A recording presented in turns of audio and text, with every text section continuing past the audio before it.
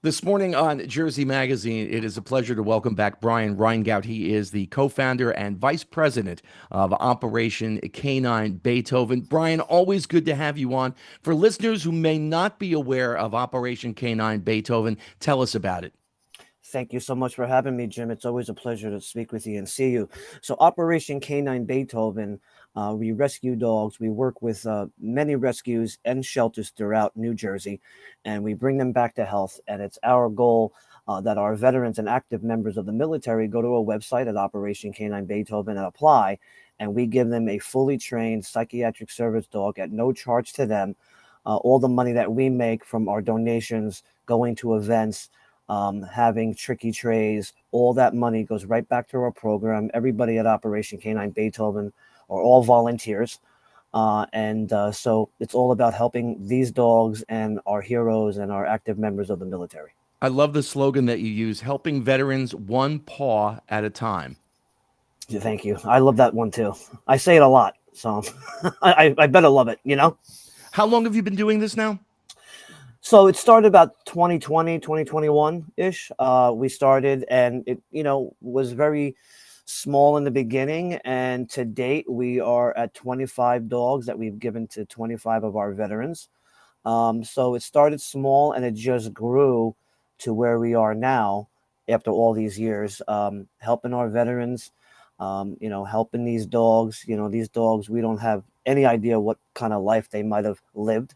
We want to, who doesn't love dogs and veterans and our heroes. So it's all about, helping the dogs, helping the veterans, and doing it one paw at a time. And how long does it take typically to train a dog? I mean, So obviously, the background of each dog is different, but in general. it all varies. I mean, it could be 6 to 8 weeks. It could be longer. So it typically does vary depending on the dog and excuse me, and depending on the veteran or the active member of the military, because we've done different things with training over the years. But now what we do is we work with a great trainer. His name is Frank, and he is the owner of Behavior Plus in River Ridge, New Jersey, and he also has a business in Caldwell.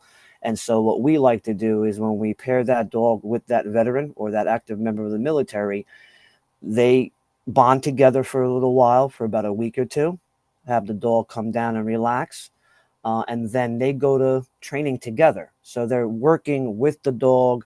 So Frank is working with the dog and the veteran or the active member of the military, because it's important that they have that bonding experience. And it's like they go to school like once a week, twice a week. So we found that that is the best way to do it. But once again, it all depends on scheduling and can they get there once or twice a week. Obviously, the more you go, the better it is.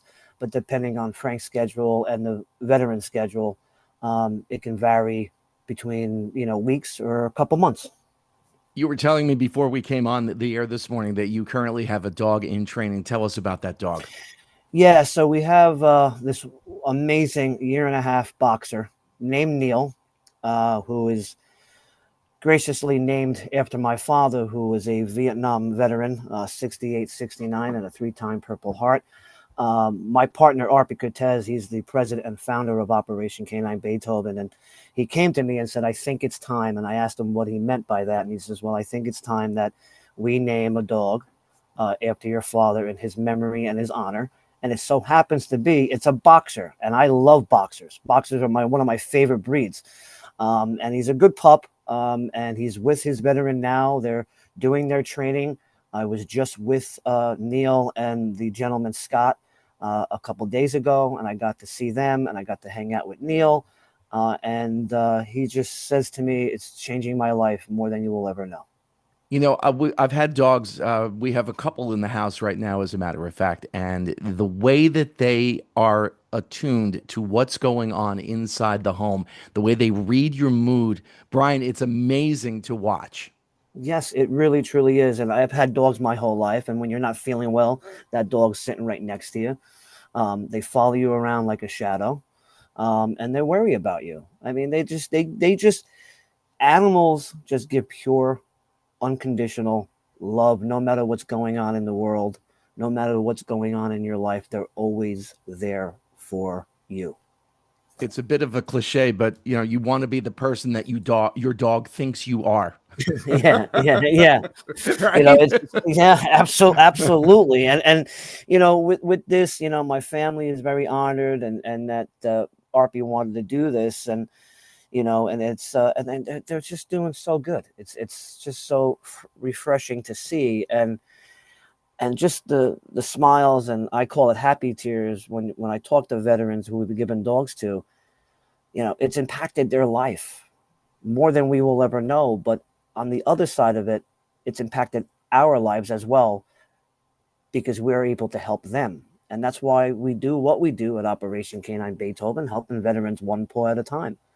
And it goes with the same thing. We have this amazing other program, which is our pet therapy program, where a bunch of volunteers, they have their own personal dogs, and they're certified therapy dogs, and they go to rehabs, they go to hospitals, they go to nursing homes, they go to VA nursing homes, and these dogs love it, and they get to share their love. And a lot of these people that are in that situation had dogs either growing up or had dogs with their families.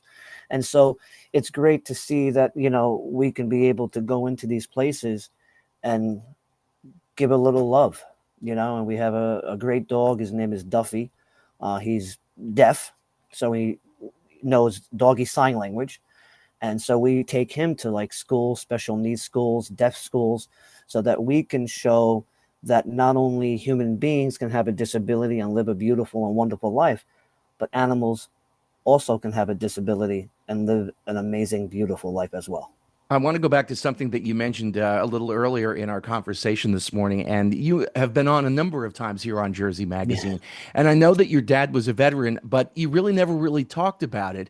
I did not know that he was a three-time Purple Heart winner. He was in Vietnam, you said 1968 to 1969. Yes. Yes, Do he you know was. where he was stationed, where he was You in know, country? I've been going through his DD-214. It doesn't really say much, and he didn't really talk about it that much growing up. Me growing up and my brother. I would love to find out where he was. I'm going to be with some family next weekend, and I'm going to see if maybe my cousins know something. But he didn't really discuss it all that much, and a lot of those guys didn't. They did what they had to do, and so it's I would love to know, because I want to be able to answer that question. I You know know. most combat veterans, whether it's Vietnam or otherwise, rarely talk about specifics of what happened. I know on my speaking personally, my grandfather on my dad's side, he was a World War I veteran, and all I know about him, Brian, is that he was in the Navy. I know nothing.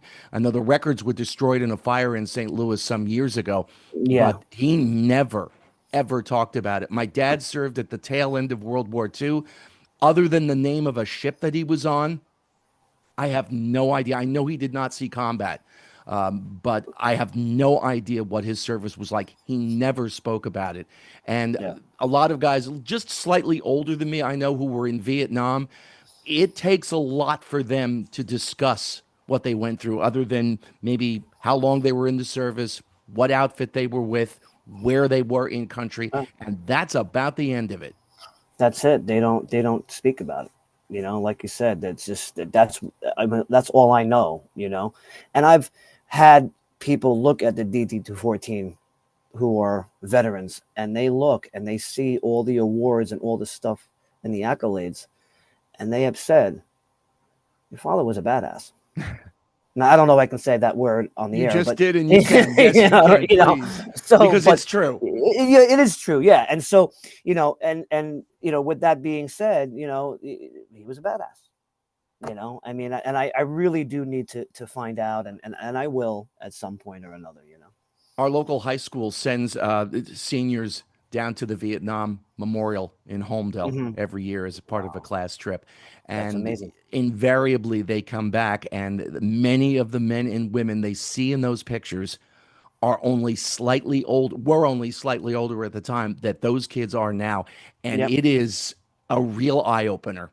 Yeah. I mean, I've gone down there over the years with my father when he was alive, and we would go to Washington, we DC and all that stuff. But back in the day, my father would go to high schools and speak to classes about the Vietnam War. you know. So he would do that like once or twice a year to different schools in Bergen County. And so I was never there, so I don't know what he really spoke about. I guess a lot of the times the students probably asked questions and he would answer them, to the best of his ability. But no, he enjoyed doing that. He enjoyed letting students know about Vietnam, you know. Brian, for listeners who want to learn more about Operation K9 Beethoven, your ongoing fundraising efforts, etc., where can they go? They can go to our Facebook page at Operation K9 Beethoven, or they can go to our website at operationk9beethoven.com. We have some great merchandise. You can smash the donate button. We're looking for donations for Neil. And so I hope that your WDHA listeners will come out big for us and give us some support. All right, Brian Reyngoudt, the co-founder and vice president of Operation K9 Beethoven. As always, thank you for your time. You Thank do you. a wonderful job there. And thank you to you guys. I mean, you guys have always been great to me. Whenever I send you an email, you're like, okay, let's do it. So I appreciate it because we can do so much on our end, but being able to be on the air at WDHA and you guys are amazing. So thank you for having me again.